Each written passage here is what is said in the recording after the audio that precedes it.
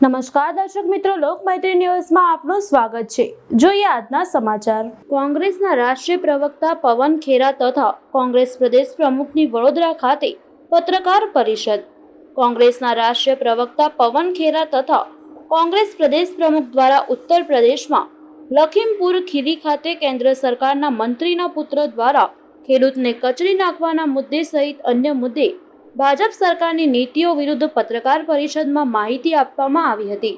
કોંગ્રેસના રાષ્ટ્રીય પ્રવક્તા પવન ખેરાએ આજે યુપીના લખીમપુર ખીરી ખાતે યુપીની ભાજપ સરકારના મંત્રીના પુત્ર દ્વારા ખેડૂતોને કાર નીચે કચડી નાખવાના મામલે આજે ભાજપ સરકારની મનમાની સામે શહેરના સર્કિટ હાઉસ ખાતે પત્રકાર પરિષદમાં સરકારને ઘેરી આક્ષેપો કર્યા હતા।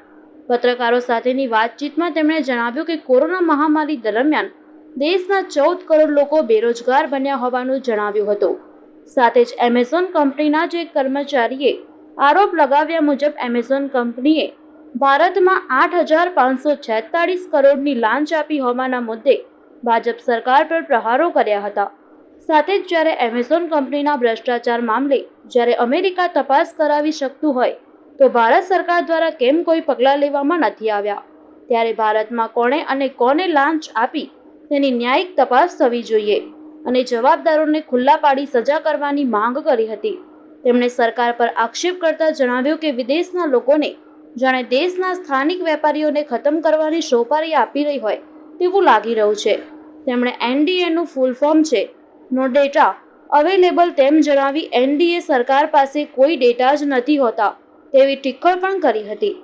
મનમોહન સિંહની સરકાર સમયે અર્થવ્યવસ્થા પટરી પર હતી, જ્યારે નરેન્દ્ર મોદી મુખ્યમંત્રી હતા ત્યારે અલગ વાત કરતા હતા। તેમણે જણાવ્યું હતું કે ભાજપમાં કોઈ વિરોધ કરે તો તે નેતા મોર્નિંગ વોકમાં પણ ન જઈ શકે। ભાજપ સરકારમાં વિજય માલ્યા, નીરવ મોદી, મેહુલ ચોકસી વિદેશ ભાગી ગયા તથા મુંબઈના police commissioner Paramvir Singh Russia ભાગી ગયા। મુન્દ્રા પોર્ટ પર ડ્રગ્સના કન્સાઇનમેન્ટ પર ઉતરે છે અને દેશના યુવા ધનને નશાના રવાડે બરબાદી તરફ ધકેલવામાં આવી રહ્યું છે, ત્યારે બોલિવૂડના કલાકારોને અટકાયત કરી કાર્યવાહી બતાવવામાં આવે છે, પરંતુ જે સ્થળે આટલા મોટા કન્સાઇનમેન્ટ ઉતરે છે ત્યાં કેમ કાર્યવાહી નથી કરવામાં આવી કે તપાસ નથી કરતી સરકાર। ઉત્તર પ્રદેશમાં ખેડૂતો ઉપર અમાનવીય કૃત્યોનો વિરોધ કરવા કોંગ્રેસના પ્રિયંકા ગાંધી દોડી ગયા, ત્યારે તેઓને યુપી પોલીસે અટકાયત કરી રોકી દેવામાં આવ્યા। સાથે જ અન્ય કોઈ પાર્ટીના નેતાને ત્યાં જવાની પરવાનગી નથી। આ શું સૂચવે છે? શું છુપાવવામાં અને કોને બચાવવા સરકાર પ્રયાસ કરી રહી છે તે જનતા સમજી ચૂકી છે। વધુમાં તેમણે પંજાબમાં કોંગ્રેસ સરકારના સત્તા પરિવર્તન અને નવજોત સિંહ સિદ્ધુની બાબતને આંતરિક બાબત ગણાવી હતી। न मैं ले सकता हूँ, न अमित भाई ले सकते हैं। ये निर्णय एक हमारी सीडब्ल्यूसी होती है। सीडब्ल्यूसी में तय होता है कि अलायंस होना चाहिए, नहीं होना चाहिए। हर राज्य की अलग अलग परिस्थिति है। कुछ राज्यों में हम मजबूत हैं, कुछ में नहीं है इतने मजबूत। तो फिर उस वक्त उस राज्य के महासचिव से जवाब तलब किया जाता है, चर्चा की जाती है, उसके विचार लिए जाते हैं और फिर निर्णय लिए जाते हैं।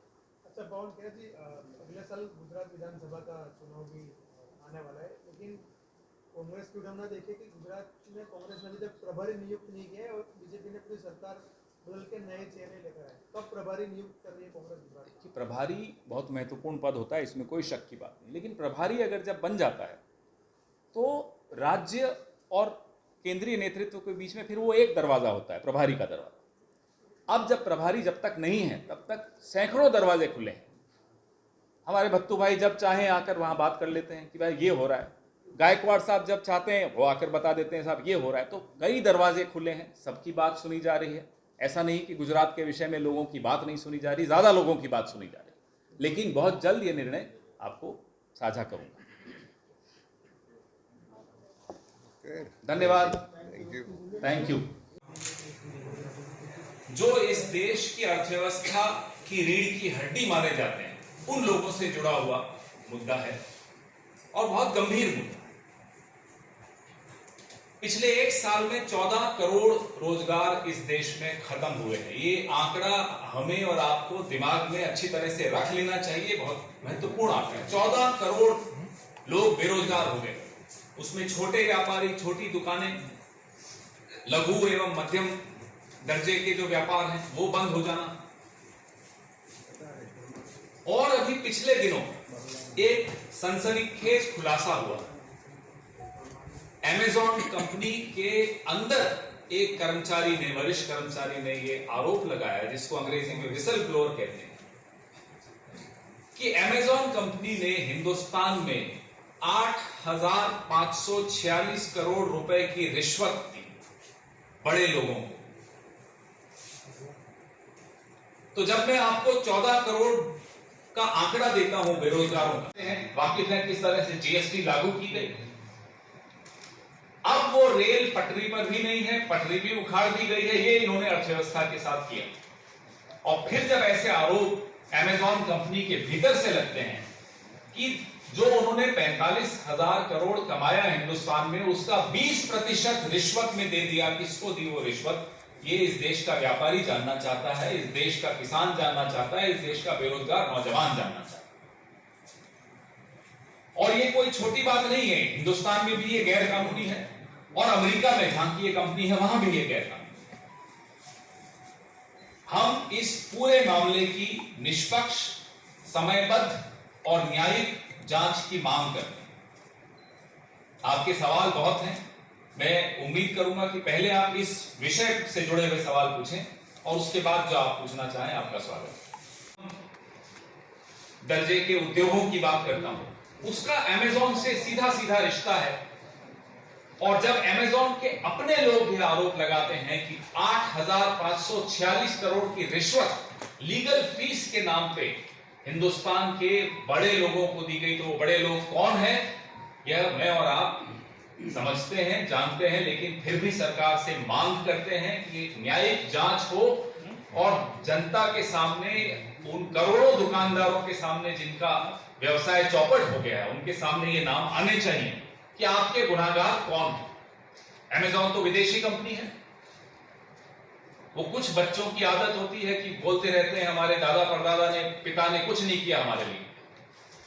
आज की सरकार ऐसे ही बच्चों वाली सरकार, भाई कुछ नहीं किया तो फिर 70 साल में जो किया वो बेच भी रहे हैं, अपने दोस्तों को भी सौंप रहे हैं। और यहां के जो अपने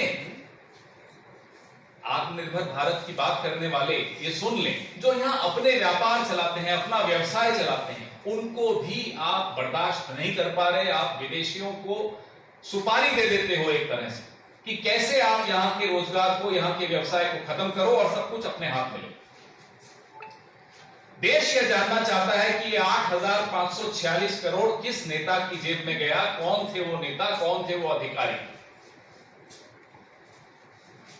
ये जो न खाऊंगा न खाने दूंगा का नारा देकर सत्ता में आए, पिछले 7 साल से सब कुछ हो रहा है, ज्यादा हो रहा है।